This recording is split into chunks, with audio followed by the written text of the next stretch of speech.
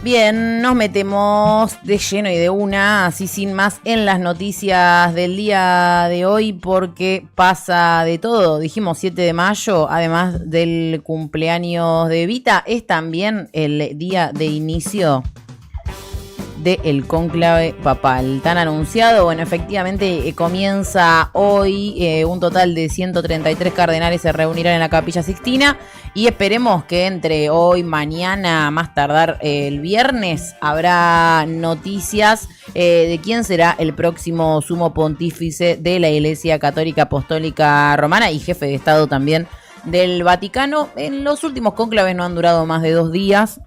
Se puede votar hasta 4 veces por día, 2 a la mañana y 2 a la tarde, así que se supone que en 2 días más o menos les debería alcanzar a uno de ellos al menos para conseguir la cantidad de votos necesaria para ser elegido próximo papa.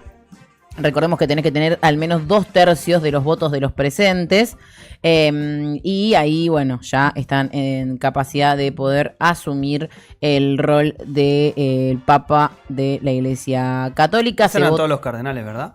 Gran parte, un grupo porque son 133. ¿Se visten todos así? Sí. Es la túnica de... Sí, por lo menos el día en el marco del cónclave sí, están vestidos así de rojo. Es medio que se fueron todos a la vez con ese. Ese no puedes pensar todo así. Perdón, pero... No todo es River y Boca. Lo primero que vi cuando estaban todos así dije, che... No. Uno de ellos... Además es un momento tan importante. Uno de ellos será elegido papa entonces. Hay cardenales de 71 países, se dice que es el cónclave más internacionalista de la historia. Hay europeos, 52, 37 americanos, 23 asiáticos, 17 africanos y 4 oceánicos. Varios de ellos están en la mira de ser y son cardenales papables, como se dice. ¿Sabían que de los 8 argentinos que forman parte del colegio cardenalicio, hay 4 que son elegibles? ¿Por qué 4? Porque si tenés más de 80 no podés estar, digamos, ser candidato a papa. Hay 4. Mirá si tenemos un papa argentino 2.0. ¿Quién te lo dice? Ángel Sixto Rossi. ¿Otra vez? Mario Aurelio Poli, Vicente Bocalic Iglic y Víctor Manuel Fernández son los 4 que son cardenales. Estamos hablando, bueno, en el caso de Víctor Manuel Fernández, estamos hablando de Tucho Fernández, bueno, muy conocido, muy querido en la ciudad de La Plata. Mario Poli también, una figura muy conocida del Arzobispado de Buenos Aires. Bueno, luego decíamos Vicente Iglic y Ángel Rossi también. Bueno, estos son los 4 cardenales argentinos que están por lo menos integrando este cónclave y en una de esas, ¿quién te dice? No están como los favoritos, pero tampoco Francisco era el favorito de nadie. Dejamos la duda plantada, veremos quién es. Lo decíamos el otro día en Marcha de Gigantes, medio que quien se anime a sentenciar quién va a ser el próximo papa se la está rejugando porque... Sí. Casi siempre la sotana. Y casi siempre el que entra como papa no Mati Marchi, más respeto. ¿Qué es eso? A ver, ¿qué es eso? Una edición de Street Fighter. No, está buenísimo. Me parece que es muy creativo. Pietro Parolin, que lo vemos ahí, es el encargado de este cónclave. Igualmente puede ser elegido, pero es como el que quedó a cargo porque era, bueno, una persona de mucha cercanía con el Papa Francisco. Y Robert Sara, también uno de los favoritos, un tipo, bueno, un conservador. ¿Es el candidato de Donald Trump, Robert Sara? No, el de Robert Sara es otro. El de Donald Trump es otro, pero Robert Sara es como el favorito del ala conservadora de la iglesia. ¿Podemos hacer una votación a ver quién les parece que va a ganar? No, yo no me animo. Papado.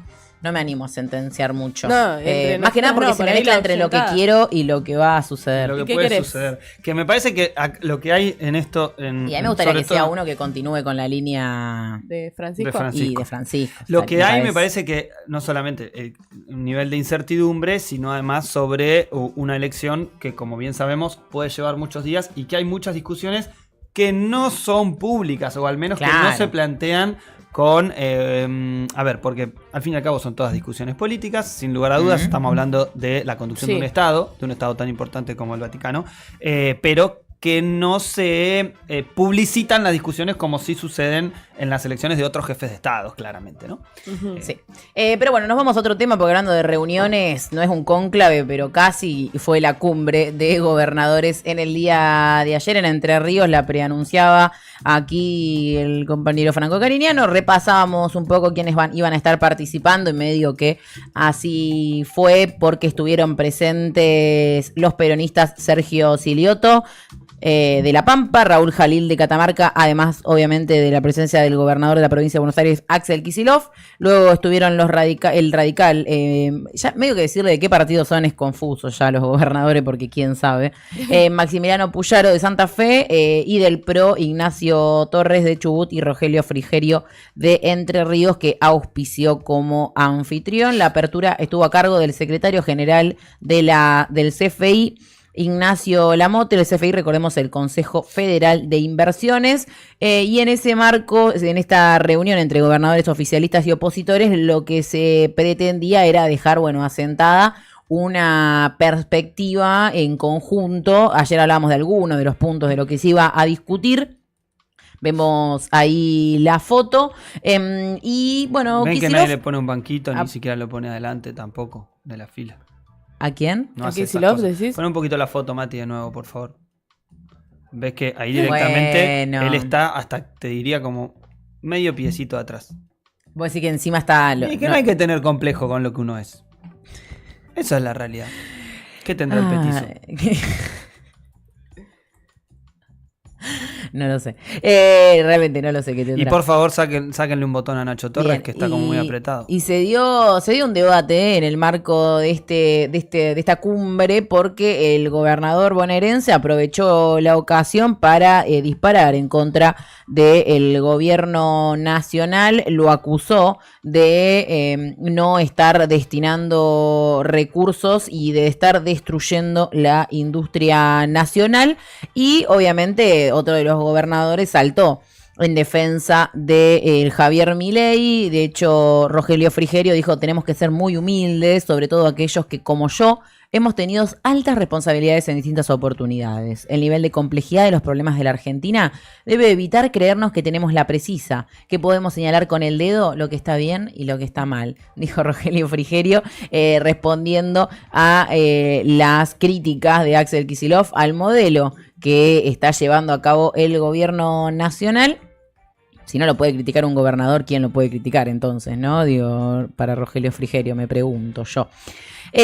Dijo entonces el gobernador: la defensa de la producción y el trabajo local forman parte hoy de las agendas de todos los países del mundo, salvo de uno, en la Argentina, que ya han cerrado 13.000 empresas y se han perdido 440.000 empleos, porque no existe una sola política del gobierno nacional de acompañamiento y cuidado de nuestra industria. Así entonces sentenció el gobernador Axel Kicillof en esta cumbre de gobernadores en Entre Ríos, que tendremos a futuro varias premisas más probablemente de lo que pueda suceder. Por lo menos esa foto es un mensaje, aunque algunos defiendan más o menos al presidente, es un mensaje. Primero, que faltan minas en política. Sí.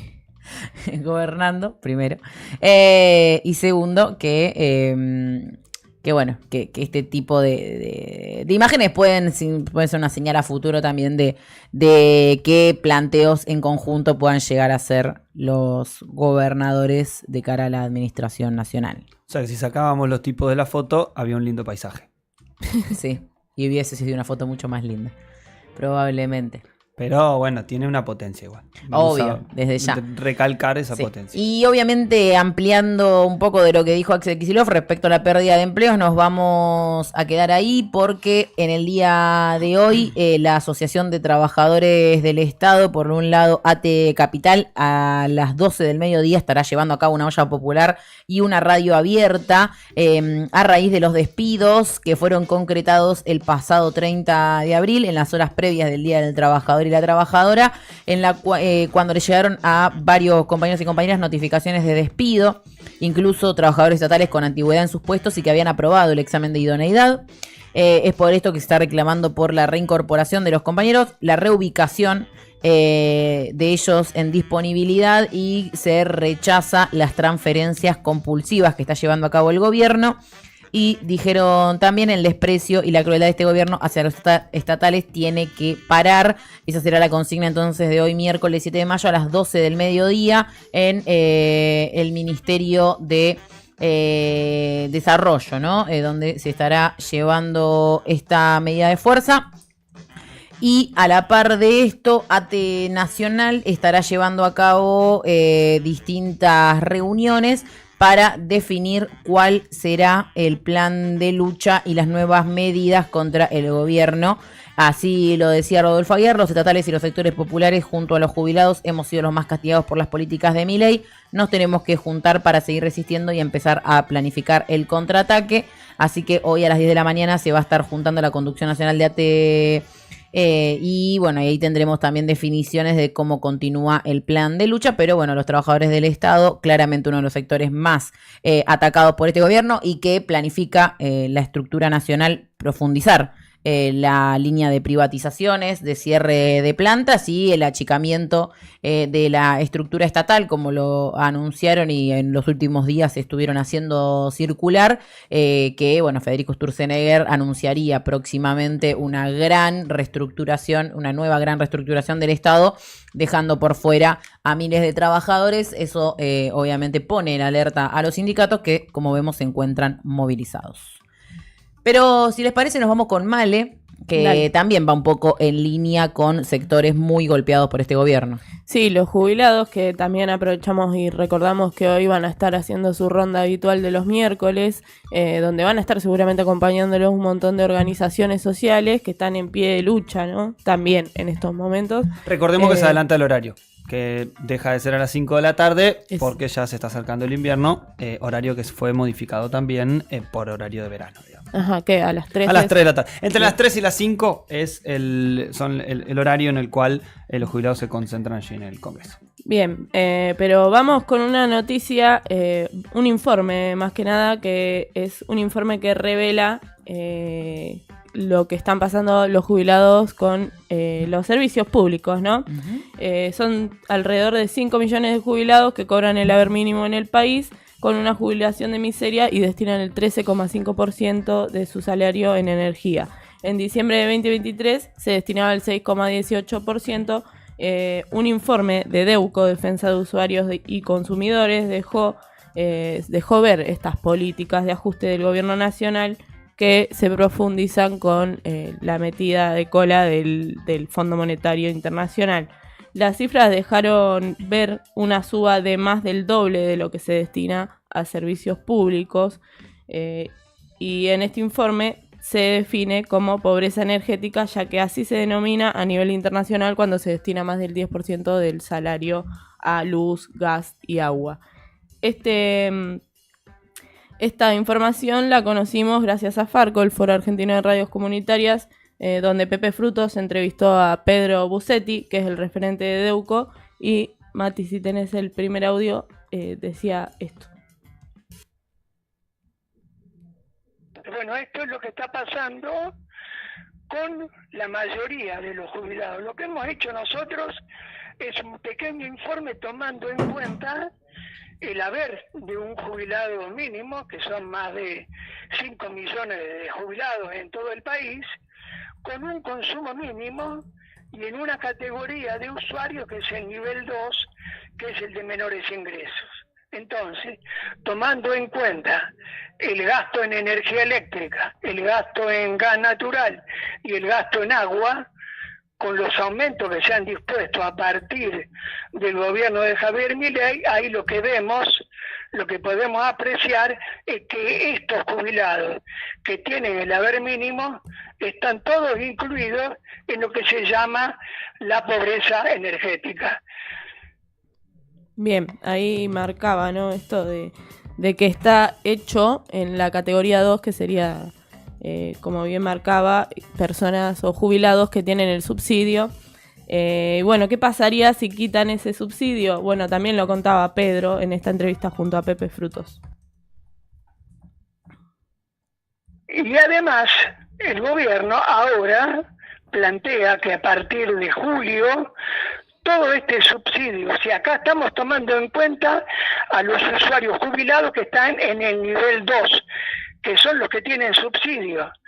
Si esto desaparece a partir del mes de julio, bueno, evidentemente la situación se va a agravar mucho más de lo que hoy están viviendo estos más de 5 millones de jubilados.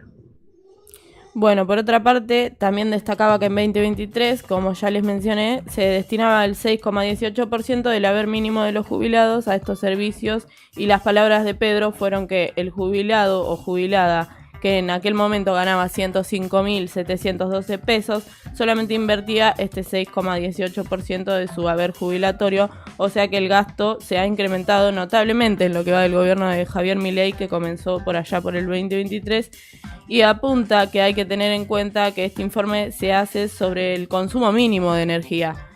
No está contemplado ni siquiera si se prende una estufa, si se prende un aire acondicionado, pero también lo explicaba Pedro. Además hay que tener en cuenta que estamos tomando como referencia un consumo mínimo, 150 kilovatios por mes. Si ese jubilado en verano quiere prender el aire acondicionado y en invierno quiere prender la estufa, ese consumo es mucho más grande, con lo cual la brecha entre los ingresos y lo que tiene que pagar como servicios públicos ya va a ser mucho mayor. Digo, nosotros estamos trabajando durante todo el año en centros de jubilados y allí lo que vemos es que cualquier jubilado, la factura mínima que está pagando hoy de luz es de entre 30 y 40 mil pesos, cuando hace un gasto de 300, 400 kilovatios, ese es el valor, y en gas sucede lo mismo. O sea, este informe tiene referencia sobre un haber mínimo y un consumo mínimo. Cuando ya pasamos el consumo mínimo, ya el gasto ya no es de ese porcentaje que dice el informe, sino que en algunos casos supera el 20% del haber jubilatorio. Preocupante, Sí, porque tremendo. destinar el 20% de una jubilación de miseria es muchísimo y es algo que no pasaba antes del gobierno de Javier Milei, y esto hay que remarcarlo, porque... Sí, ni hablar de la cantidad de dinero. Ahora estamos hablando en particular de la cuestión de los Sí. servicios públicos y la energía. Sí, pero no ni hablamos hablar de comida, no hablamos de los alquiler, medicamentos, ¿no? Porque ponele que alquileres y comida eran cosas que siempre se tuvo que pagar un Sí. jubilado, pero los medicamentos, hay pruebas de Exactamente. que hubo gobiernos que decidieron que eso sea un suministro gratuito. Ni siquiera del gobierno, digamos, No, el PAMI, el es PAMI, que es la claro. obra social O de sea, los jubilados. Vos trabajás toda tu vida para pagar tu jubilación, porque acá nadie te regala nada, al contrario de lo que piensan por ahí los libertarios, Sí. que es todo un regalo del Estado, y no, el Estado lo conformamos todos. Es totalmente trabajando, es un embargo. aportando, digamos. sí. Es algo que le pertenece a los jubilados, Sí. que son sus medicamentos que pagaron durante toda su vida, lo mismo que sus jubilaciones. Y aparte el Eh, Estado puede hacerlo porque el Estado recauda todo el tiempo. Y porque aparte la parte de la plata del PAMI se la están llevando, lo que estábamos hablando ayer, ¿no? Sí, Un par de algunos. figuritas. Algunos pocos, y los jubilados pasando necesidades y incrementando sus gastos, que antes por ahí eran un poco menores. Ya lo dijo Diana Mondino y no por eso la echaron de este Sí. gobierno. Se van a morir para que Sí, ¿para qué le van a dar un préstamo? Se lo dijo Mirta Legrand, ¿no? En la mesa. Sí, Tremendo. picante. Y no por eso la echaron. No, le echaron, No, por, le echaron por votar Cuba. por votar Cuba. a favor Con de Cuba en Cuba. la ONU. Tremendo. Ay, Dios. Sí, así es. Bueno, entonces, Male, a raíz de todo esto también, y una vez más, hoy miércoles, los jubilados estarán en frente al Congreso reclamando por, la pobreza, por las jubilaciones de miseria, por la falta de medicamentos y también, como estamos viendo, por el crecimiento de estos gastos básicos en Sí. comparación al poder adquisitivo. Sí, que ahora se hace este informe, se hace recién ahora, pero vemos, bueno, como mencionaba Pedro, ¿no? Más adelante vamos a ver qué es más lo que tienen que destinar a estos servicios, porque se viene el frío y hay que prender una estufita. Así es. Bien, Fran, estamos hablando del Congreso de la Nación afuera, pero adentro también va a haber actividad, ¿no? Sí, estamos hablando particularmente de lo que va a ser sesión del día de hoy. Miércoles hablamos del Senado específicamente porque se va a tratar el proyecto de ficha limpia. A ver, por ahora va a haber... ¿cómo ¿cómo se llama? Sesión y se pretende sancionar la medida. ¿A qué hacemos referencia cuando decimos ficha limpia? A que los condenados en segunda instancia en la Argentina van a tener la prohibición de la participación electoral a nivel nacional. ¿Sí? Esto significa que alguien condenado en segunda instancia puede participar de la elección provincial. ¿Sí? Tuve un déjà vu. Esto, la verdad, que viene, bueno, una de las que lo viene trabajando es, que es la creadora del texto, es Silvia Lospenato. En relación a que esto puede ser también una intención de fortalecer la candidatura porteña. Con lo cual el gobierno, ¿qué es lo que tiene intención? Que esto no salga antes de las elecciones porteñas. Porque si no es como que le das una cocarda. Claro. Y que el gobierno igual tampoco nunca tuvo tanta seguridad sobre este proyecto de ficha limpia. Recordemos que la última vez se habían comprometido a dar quórum y después no acompañaron. Yo creo que es parte de la negociación con el PRO. Si me preguntan así en términos más concretos, con poca data seria, pero sí que... Con olfato, con mucho olfato. Con esta herramienta que me dio la vida, que sin lugar a dudas es parte de la negociación política que existe. Recordemos que tanto en la Cámara Baja el gobierno logra frenar en marcha el armado de la comisión investigadora por la criptoestafa que llevó adelante ni más ni menos que el mismísimo presidente de la nación 22 segundos después de que se haya creado la moneda Libra. Pero concretamente entonces se va a tratar de avanzar en esto, que insisto, va a ser mucha pirotecnia discursiva para meterse en el terreno de la elección. Hoy escuchamos una entrevista en la mañana que realizaron con una senadora del PRO, que ahora lamentablemente se me fue el nombre de la cabeza, que la entrevistaron en el programa de Arely Halat. Y un poco ella planteaba, basta de los chorros, decía, ¿no? Porque no puede ser que existan los Cuader y que esto y que el otro. Bueno, ni más ni menos que Cuader votó las leyes que votaron en conjunto, ¿no? Votó con esta senadora, votó con el PRO, votó con la Libertad Avanza. Y después, el otro gran tema de esto es que la Argentina tiene un sistema jurídico, el cual tiene más instancias que otros países. Otros países tienen 2 instancias y por eso este proyecto se mete en este punto. Carmen Álvarez Rivero es la senadora, gracias a la producción de la anuencia del querido Mati Marchi, que me pasaba por cucaracha. Y concretamente lo que se está planteando es asemejarse a un nivel internacional. Ahora, hay una particularidad. En la Argentina existe el principio de inocencia, con lo cual uno siempre es inocente hasta que se demuestra lo contrario. No, y en Argentina y en América Latina también rige, digamos, ese es el otro elemento. Claro, un entramado de connivencia entre el poder político y judicial para de corrupción judicial. Vamos a llamarlo así en términos concretos, porque al fin y al cabo se le llama lawfare, teóricamente, los que analizan los distintos procesos políticos, llaman lawfare, y el mejor ejemplo es Brasil. Sin lugar a dudas, el mejor ejemplo es Brasil, en el cual, mediante un impeachment, un juicio político a la entonces presidenta Dilma Rousseff, arranca un proceso de desestabilización política muy concreto en el gigante del sur, en el gigante del cono sur, que venía no solamente ya metido dentro de esta nueva confluencia internacional de los principales países, no solamente en cantidad de población, sino en cantidad de recursos económicos. Estamos hablando de los BRICS.